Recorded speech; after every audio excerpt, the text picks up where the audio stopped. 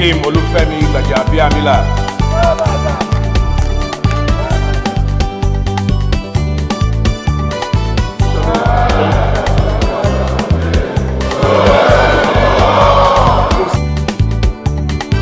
God bless you all.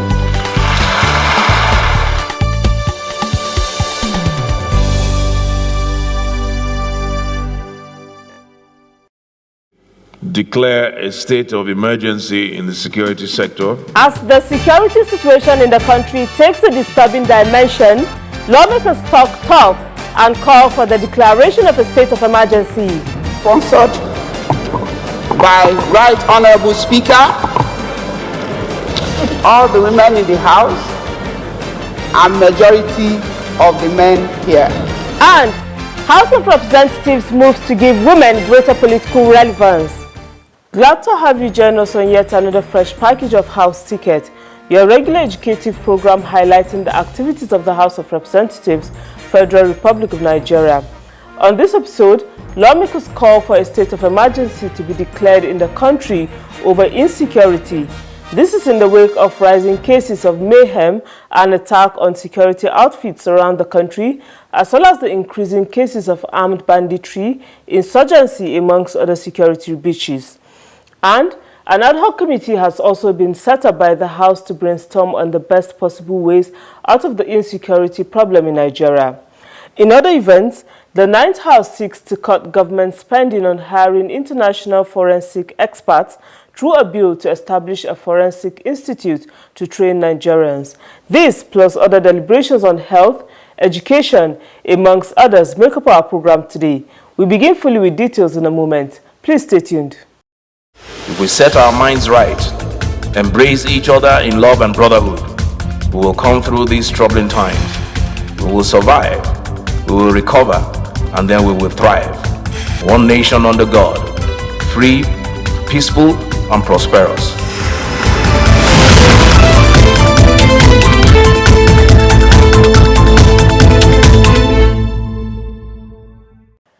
This week in plenary, the House held an executive session for about 4 hours, during which it deliberated on the state of security in the nation, amongst other pressing matters.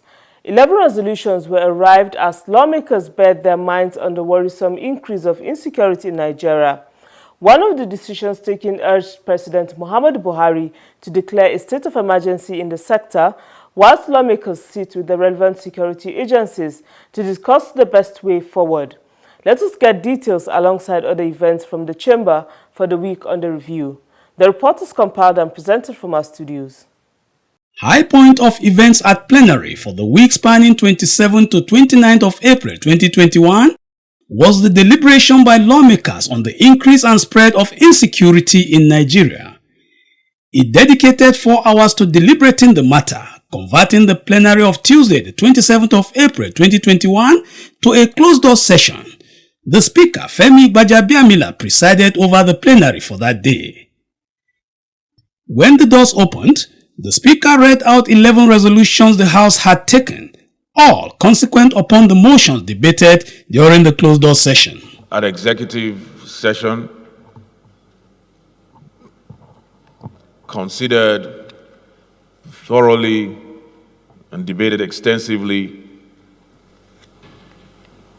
issues surrounding the security situation in our country today, and adopted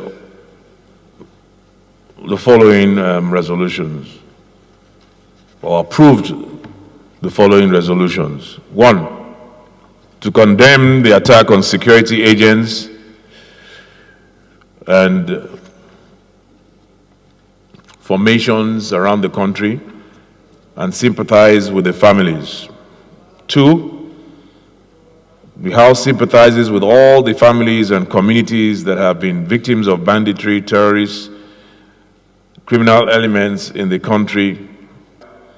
Considering the security situation, the President should immediately declare a state of emergency in the security sector so as to fast-track all measures to ensure that the restoration of peace in our country.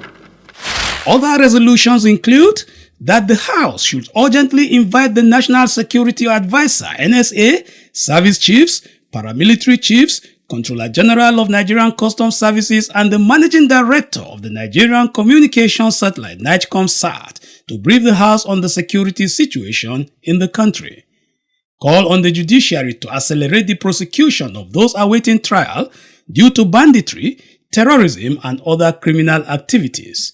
There was also a resolution that urged the relevant agencies of government to provide emergency relief to all communities that have been adversely affected by recent attacks across the country. Another resolution urged the President to, as a matter of urgency, ensure financial autonomy to local government councils to guarantee their functionality to serve the local populace. Other resolutions include that the federal government should ensure the protection of national infrastructure assets, particularly the Shiroro and Kainji dams in Niger State.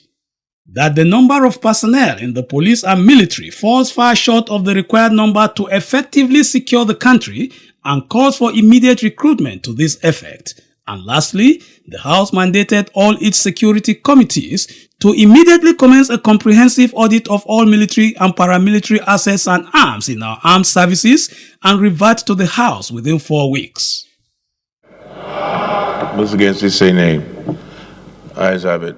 Still on the matter, the Speaker, while relaying the resolutions of the discussions, re-emphasized the commitment of the 9th House of Representatives to the security and corporate existence of the Federal Republic of Nigeria, and that the House, to that effect, will accelerate its engagement with other stakeholders on a special security summit to be organized by the House of Representatives. The House had earlier set up a special ad hoc committee, which we referenced in these resolutions, and that the resolutions we have adopted today more of short, immediate resolutions. That the ad hoc committee will start will commence its deliberations on the 24th of May, but because we felt that time was still too far ahead, we needed a stopgap measure.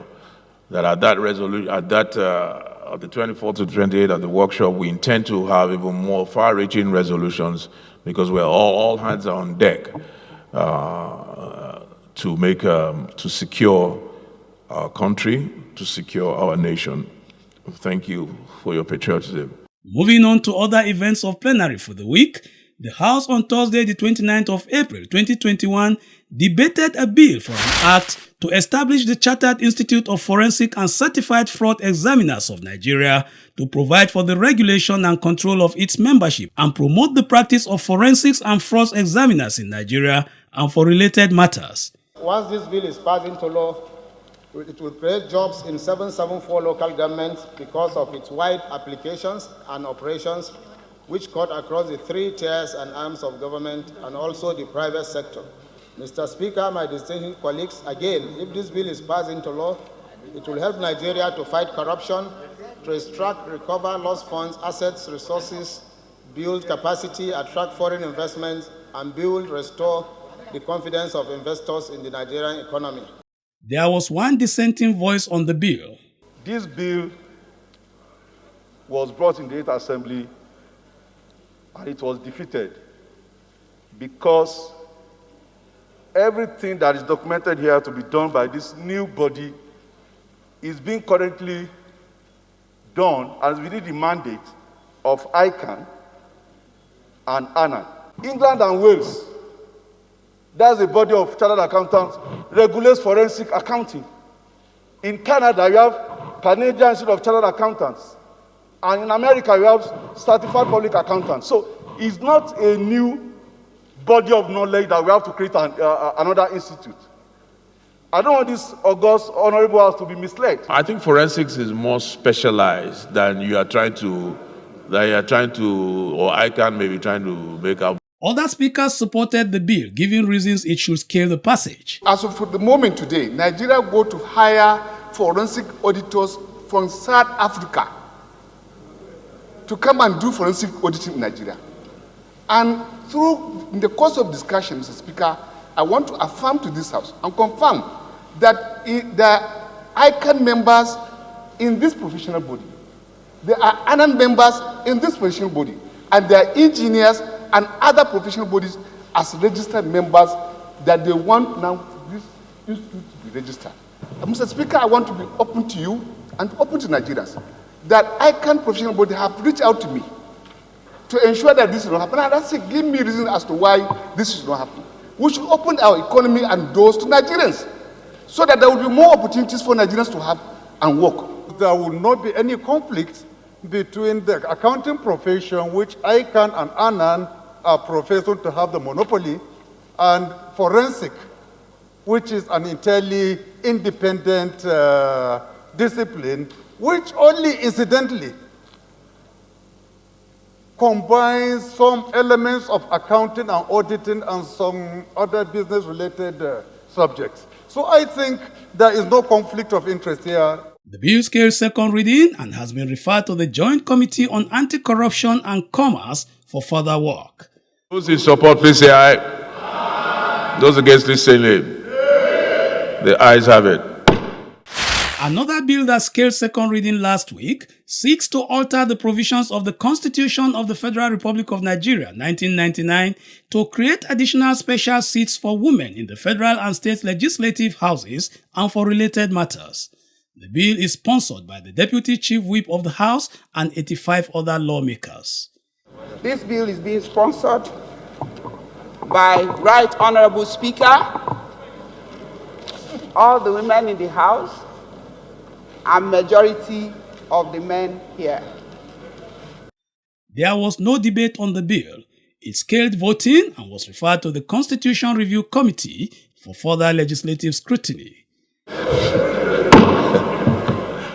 Another bill which scaled second reading and which generated quite a lot of debate was for an act to provide for compulsory teaching of vocational studies in the syllabuses of secondary schools in Nigeria and for related matters. Every thriving economy world over, like the US, the China, India,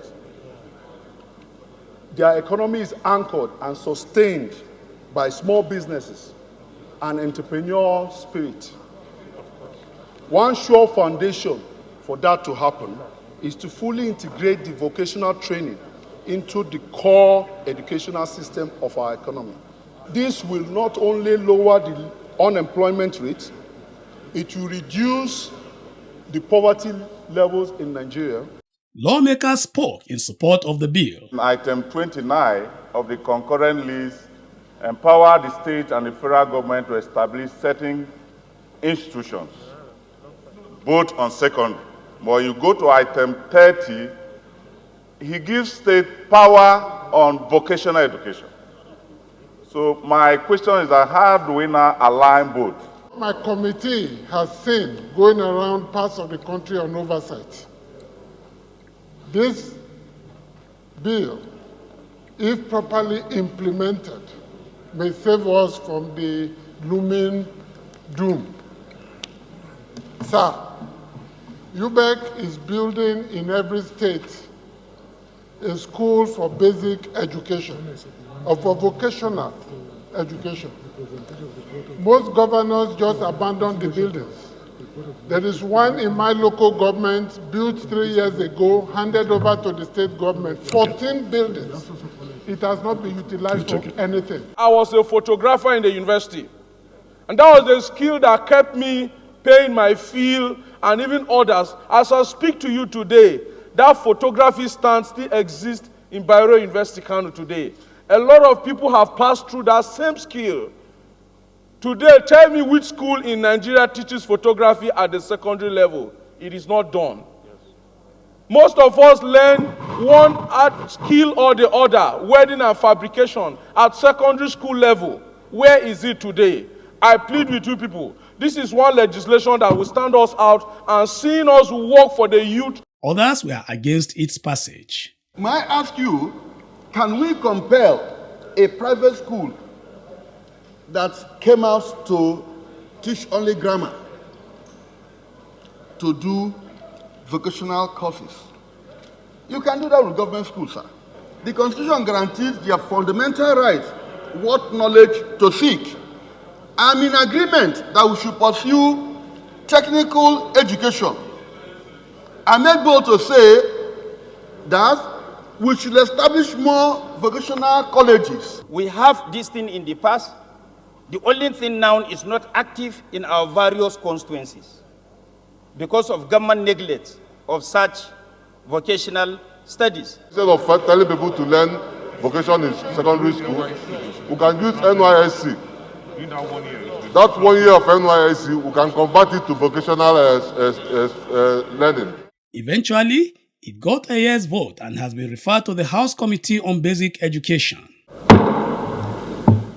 Still on bills at second reading, a bill seeking to alter the Constitution to provide for appropriation of not less than 15% of the federal and state government's budgets for the health sector for the purpose of improving healthcare services to international best practices and for related matters was debated by the House.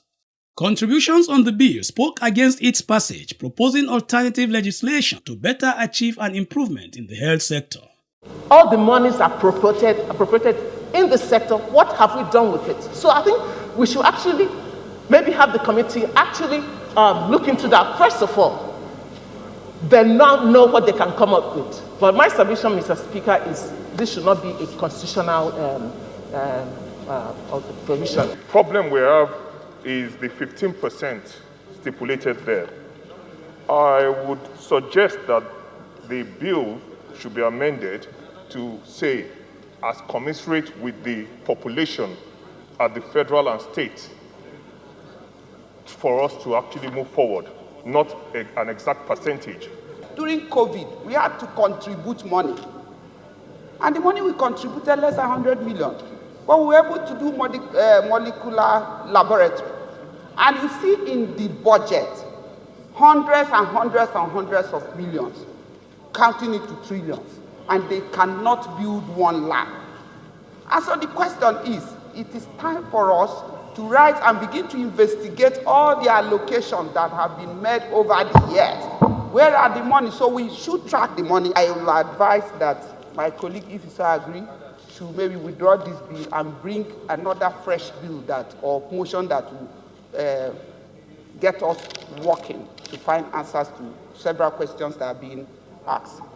When the sponsor of the bill got up to speak on the right of reply, he moved for it to be stepped down. I would want to probably go for further consultation about this bill and put it in the House agenda so that we have more inputs and considerations concerning this very important sector of health. So bill step down. On other motions debated last week, a matter of urgent public importance sponsored by lawmaker Ahmed Satomi was considered. It was on the investigation into the 500 million naira Chibok School Rehabilitation Fund. Worried that 7 years after the foundation laying ceremony of the Safe School Initiative, an announcement of the 500 million naira funds by the government for the rehabilitation of the Chibok School, nothing has been done in the school and the school has remained closed.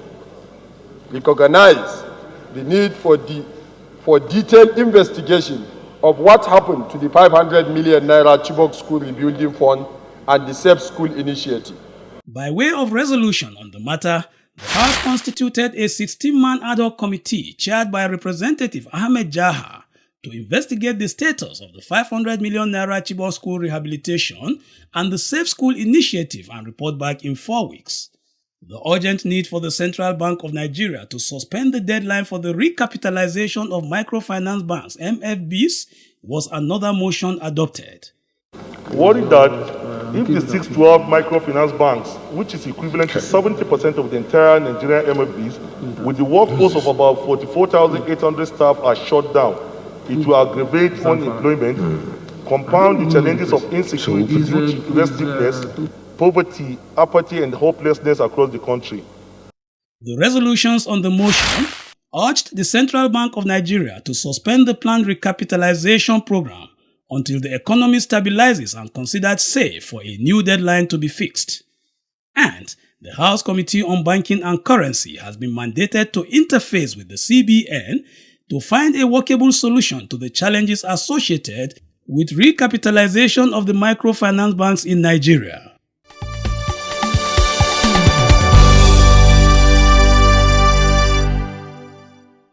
If you just tuned in, the program is House Ticket, a program highlighting activities of lawmakers at the House of Representatives, Federal Republic of Nigeria.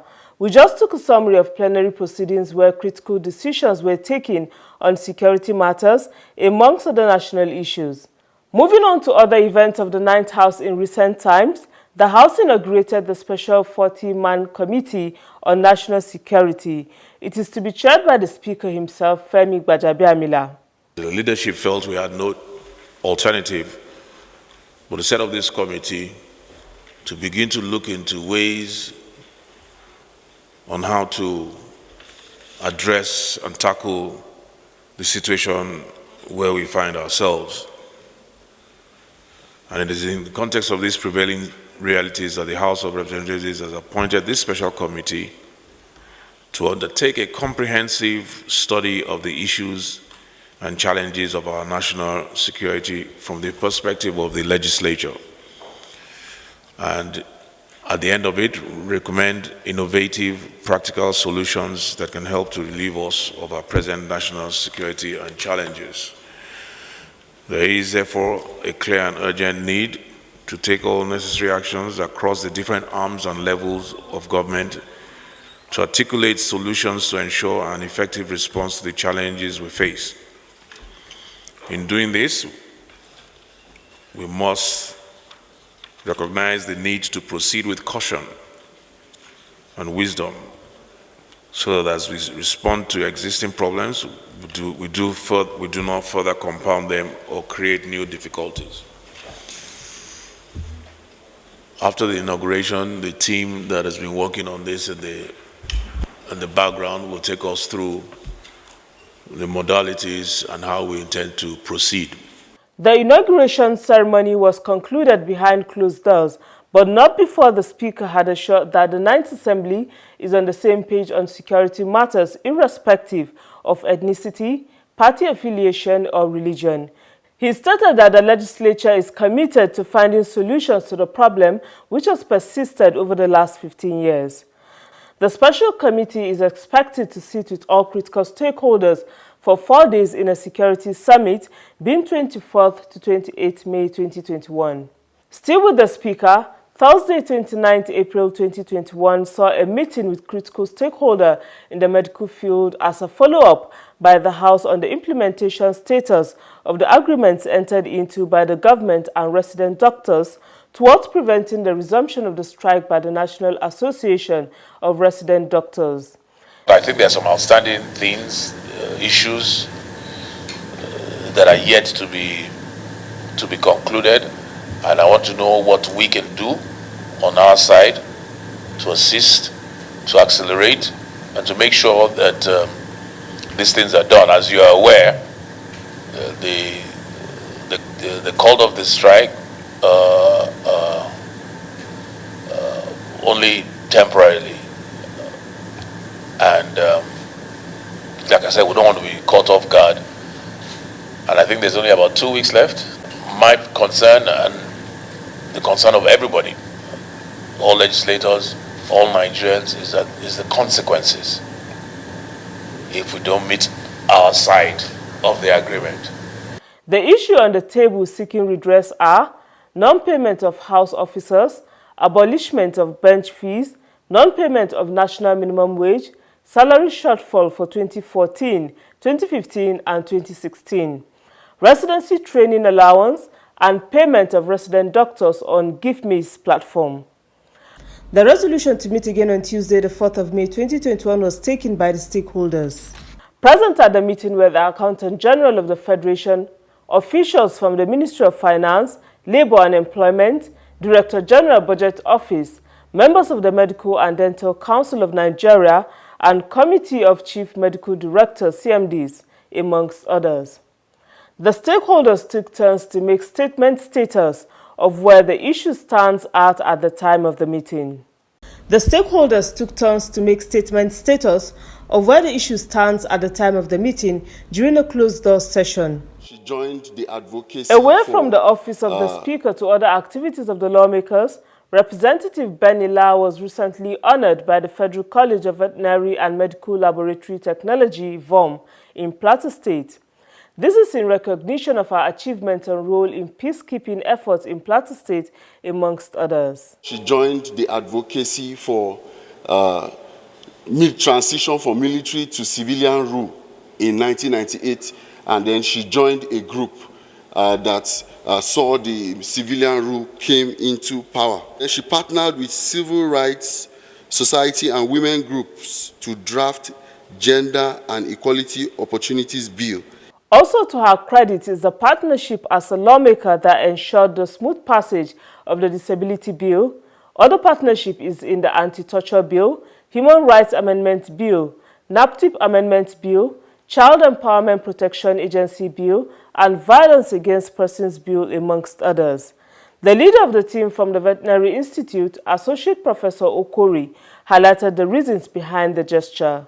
Particularly when it has to do with piloting the affairs of our administration. And she has been very useful to us.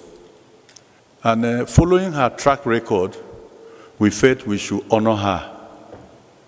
And that's why we are here today. The Award of Excellence in recognition of innovations and digital translation to the science and technology sector was then presented to her by the Provost.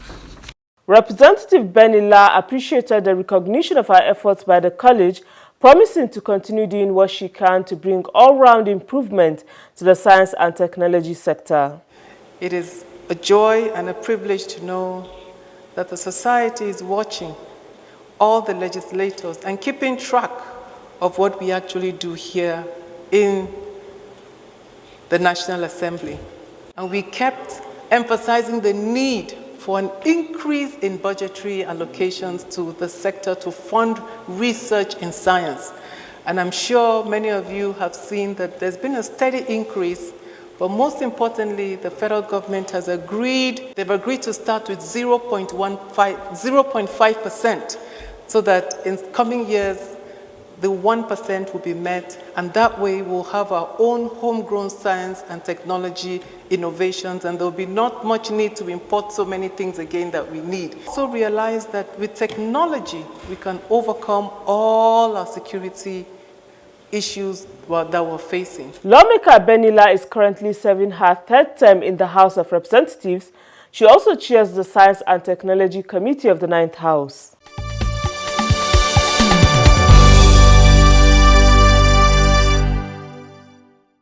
This is where we say goodbye on this episode of House Ticket. Many thanks for being a part of the program as always, and do tune in for more on this station. On our part, we'll continue to bring you more detailed education on the workings of the legislative arm of government sitting in Abuja. Till we meet again next time, do stay safe out there.